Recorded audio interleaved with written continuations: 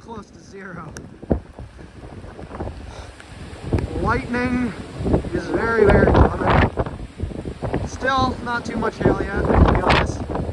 I don't think the main line is honestly here yet, but it's probably getting close. I've already gusted to like up to 30 miles an hour, so it's getting much more hard to stand up here. Trees are being blown, and this tree here just fell down. That bit there just fell from the wind. It's pretty nuts.